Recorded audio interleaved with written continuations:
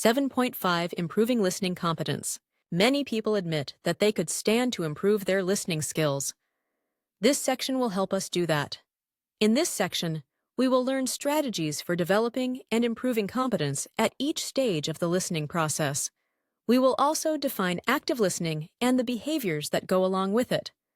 Looking back to the types of listening discussed earlier, we will learn specific strategies for sharpening our critical and empathetic listening skills. In keeping with our focus on integrative learning, we will also apply the skills we have learned in academic, professional, and relational contexts and explore how culture and gender affect listening competence at each stage of the listening process. We can develop competence within each stage of the listening process, as the following list indicates. 1. To improve listening at the receiving stage, A. Prepare yourself to listen. B. Discern between intentional messages and noise. C. Concentrate on stimuli most relevant to your listening purpose source or goals. D. Be mindful of the selection and attention process as much as possible. E. Pay attention to turn-taking signals so you can follow the conversational flow. And F. Avoid interrupting someone while they are speaking in order to maintain your ability to receive stimuli and listen. 2. To improve listening at the interpreting stage, A. Identify main points and supporting points. B. Use contextual clues from the person or environment to discern additional meaning. C. Be aware of how a relational, cultural, or situational context can influence meaning. D. Be aware of the different meanings of silence. And E. Note differences in tone of voice and other paralinguistic cues that influence meaning. 3. To improve listening at the recalling stage, A. Use multiple sensory channels to decode messages and make more complete memories. B. Repeat, rephrase, and reorganize information to fit your cognitive preferences. And C. Use mnemonic devices as a gimmick to help with recall. 4. To improve listening at the evaluating stage, A. Separate facts, inferences, and judgments. B. Be familiar with and able to identify persuasive strategies and fallacies of reasoning. C. Assess the credibility of the speaker and the message. And D. Be aware of your own biases and how your perceptual filters can create barriers to effective listening. 5. To improve listening at the responding stage, A. Ask appropriate clarifying and follow-up questions and paraphrase information to check understanding. B. Give feedback that is relevant to the speaker's purpose/motivation for speaking. C. Adapt your response to the speaker and the context. And D. Do not let the preparation and rehearsal of your response diminish earlier stages of listening. Active listening refers to the process of pairing outwardly visible positive listening behaviors with positive cognitive listening practices. Active listening can help address many of the environmental, physical, cognitive, and personal barriers to effective listening that we discussed earlier. The behaviors associated with active listening can also enhance informational, critical, and empathetic listening. Active listening can help overcome barriers to effective listening. Being an active listener starts before you actually start receiving a message. Active listeners make strategic choices and take action in order to set up ideal listening conditions. Physical and environmental noises can often be managed by moving locations or by manipulating the lighting, temperature, or furniture. When possible, avoid important listening activities during times of distracting psychological or physiological noise. For example, we often know when we're going to be hungry, full, more awake, more anxious, or less anxious. And advanced planning can alleviate the presence of these barriers. For college students, who often have some flexibility in their class schedules, knowing when you best listen can help you make strategic choices regarding what class to take when. And student options are increasing, as some colleges are offering classes in the overnight hours to accommodate working students and students who are just night owls. Of course, we don't always have control over our schedule, in which case we will need to utilize other effective listening strategies that we will learn more about later in this chapter. In terms of cognitive barriers to effective listening, we can prime ourselves to listen by analyzing a listening situation before it begins. For example, You could ask yourself the following questions. 1. What are my goals for listening to this message? 2. How does this message relate to me, soit affect my life? 3. What listening type and style are most appropriate for this message? Effective listeners must work to maintain focus as much as possible and refocus when attention shifts or fades. One way to do this is to find the motivation to listen. If you can identify intrinsic and/or extrinsic motivations for listening to a particular message, then you will be more likely to remember the information presented. Ask yourself how a message could impact your life, your career, your intellect, or your relationships. This can help overcome our tendency toward selective attention. As senders of messages, we can help listeners by making the relevance of what we're saying clear and offering well-organized messages that are tailored for our listeners. We will learn much more about establishing relevance, organizing a message, and gaining the attention of an audience in public speaking contexts later in the book. Given that we can process more words per minute than people can speak, we can engage in internal dialogue, making good use of our intrapersonal communication to become a better listener.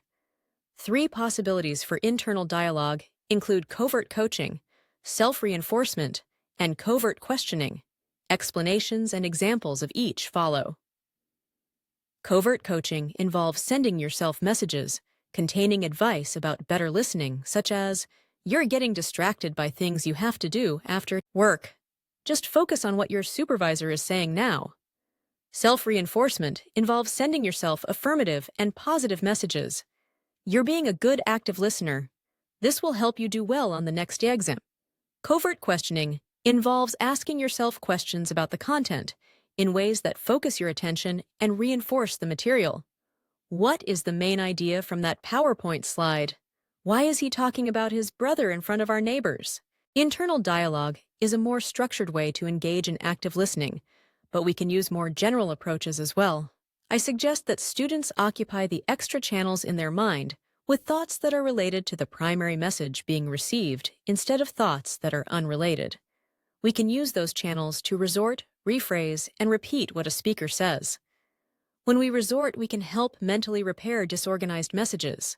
When we rephrase, we can put messages into our own words in ways that better fit our cognitive preferences.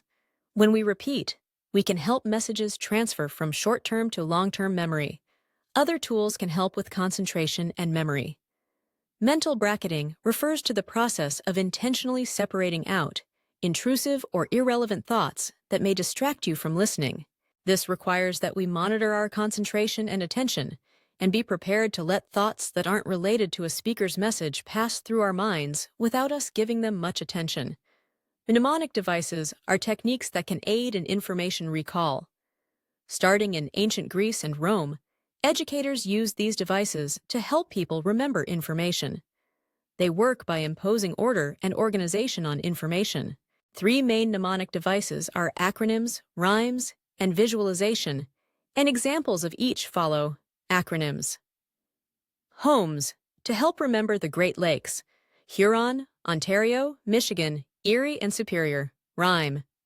Righty-tighty, lefty-loosey, to remember which way most light bulbs, screws, and other coupling devices turn to make them go in or out. Visualization. Imagine seeing a glass of port wine, which is red, and the red navigation light on a boat to help remember that the red light on a boat is always on the port side, which will also help you remember that the blue light must be on the starboard side.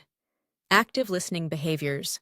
From the suggestions discussed previously, you can see that we can prepare for active listening in advance and engage in certain cognitive strategies to help us listen better.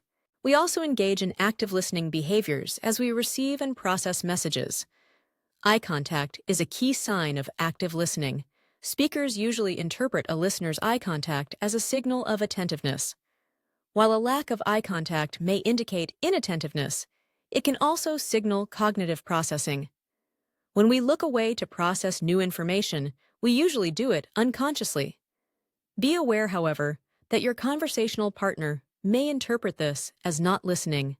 If you really do need to take a moment to think about something, you could indicate that to the other person by saying, "That's new information to me. Give me just a second to think through it." We already learned the role that back-channel cues play in listening.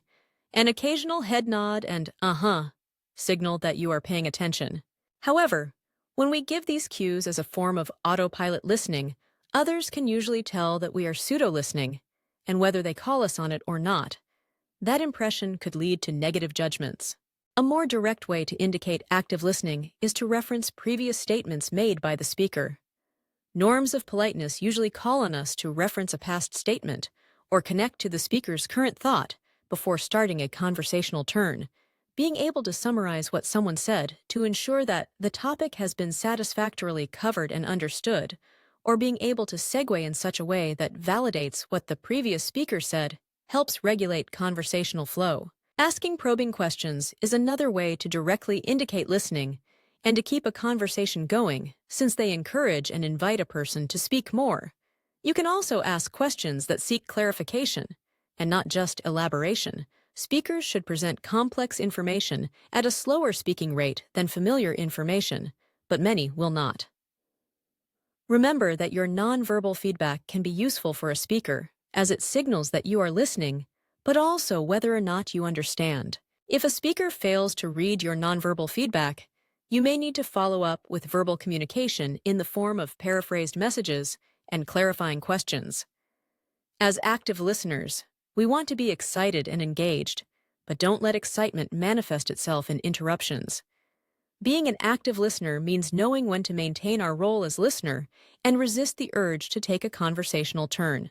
Research shows that people with higher social status are more likely to interrupt others, so keep this in mind and be prepared for it if you are speaking to a high-status person, or try to resist it if you are the high-status person in an interaction. Note-taking can also indicate active listening. Translating information through writing into our own cognitive structures and schemata allows us to better interpret and assimilate information. Of course, note-taking isn't always a viable option. It would be fairly awkward to take notes during a first date or a casual exchange between new coworkers. But in some situations where we wouldn't normally consider taking notes, a little awkwardness might be worth it for the sake of understanding and recalling the information. For example, many people don't think about taking notes when getting information from their doctor or banker. I actually invite students to take notes during informal meetings because I think they sometimes don't think about it or don't think it's appropriate. But many people would rather someone jot down notes instead of having to respond to follow-up questions on information that was already clearly conveyed. To help facilitate your note-taking, you might say something like, "Do you mind if I jot down some notes? This seems important." In summary, active listening is exhibited through verbal and nonverbal cues, including steady eye contact with the speaker, smiling, slightly raised eyebrows, upright posture, body position that is leaned in toward the speaker, nonverbal back-channel cues such as head nods, verbal back-channel cues such as okay or oh, and a lack of distracting mannerisms like doodling or fidgeting. Listening in relational contexts. Listening plays a central role in establishing and maintaining our relationships. Without some listening competence, we wouldn't be able to engage in the self-disclosure process, which is essential for the establishment of relationships. Newly acquainted people get to know each other through increasingly personal and reciprocal disclosures of personal information. In order to reciprocate a conversational partner's disclosure, we must process it through listening. Once relationships are formed, listening to others provides a psychological reward through the simple act of recognition that helps maintain our relationships. Listening to our relational partners and being listened to in return is part of the give and take of any interpersonal relationship. Our thoughts and experiences back up inside of us, and getting them out helps us maintain a positive balance. So something as routine and seemingly pointless as listening to our romantic partner debrief the events of his or her day, or our roommate recount his or her weekend back home shows that we are taking an interest in their lives and are willing to put our own needs and concerns aside for a moment to attend to their needs. Listening also closely ties to conflict, as a lack of listening often plays a large role in creating conflict, while effective listening helps us resolve it. Listening has relational implications throughout our lives too. Parents who engage in competent listening behaviors with their children from a very young age make their children feel worthwhile and appreciated, which affects their development in terms of personality and character. A lack of listening leads to feelings of loneliness, which results in lower self-esteem and higher degrees of anxiety. In fact, by the age of 4 or 5 years old, the empathy and recognition shown by the presence or lack of listening has molded children's personalities in noticeable ways. Children who have been listened to grow up expecting that others will be available and receptive to them. These children are therefore more likely to interact confidently with teachers, parents, and peers in ways that help develop communication competence that will be built on throughout their lives. Children who have not been listened to may come to expect that others will not want to listen to them, which leads to a lack of opportunities to practice, develop, and hone foundational communication skills. Fortunately for the more listened to children, and unfortunately for the less listened to children, these early experiences become predispositions that don't change much as the children get older and may actually reinforce themselves and become stronger. Listening and culture. Some cultures place more importance on listening than other cultures. In general, collectivistic cultures tend to value listening more than individualistic cultures that are more speaker-oriented. The value placed on verbal and nonverbal meaning also varies by culture and influences how we communicate and listen. A low-context communication style is one in which much of the meaning generated within an interaction comes from the verbal communication used rather than nonverbal or contextual cues. Conversely, much of the meaning generated by a high-context communication style comes from nonverbal and contextual cues. For example, U.S. Americans of European descent generally use a low-context communication style, while people in East Asian and Latin American cultures use a high-context communication style. Contextual communication styles affect listening in many ways. Cultures with a high-context orientation generally use less verbal communication and value silence as a form of communication, which requires listeners to pay close attention to nonverbal signals and consider contextual influences on a message. Cultures with a low-context orientation must use more verbal communication and provide explicit details, since listeners aren't expected to derive meaning from the context. Note that people from low-context cultures may feel frustrated by the ambiguity of speakers from high-context cultures, while speakers from high-context cultures may feel overwhelmed or even insulted by the level of detail used by low-context communicators. Cultures with a low-context communication style also tend to have a monochronic orientation toward time, while high-context cultures have a polychronic time orientation, which also affects listening. Monochronic cultures like the United States value time and action-oriented listening styles, especially in professional contexts, because time is seen as a commodity that is scarce and must be managed. This is evidenced by leaders in businesses and organizations who often request executive summaries that only focus on the most relevant information and who would use statements like, "get to the point." Polychronic cultures, which have more flexible listening styles, value people and content-oriented listening styles, which makes sense when we consider that polychronic cultures also tend to be more collectivistic and use a high-context communication style. In collectivistic cultures, indirect communication is preferred in cases where direct communication would be considered a threat to the other person's face, desired public image. For example, flatly turning down a business offer would be too direct, so a person might reply with a maybe instead of a no. The person making the proposal, however, would be able to draw on contextual clues that they implicitly learned through socialization to interpret the maybe as a no,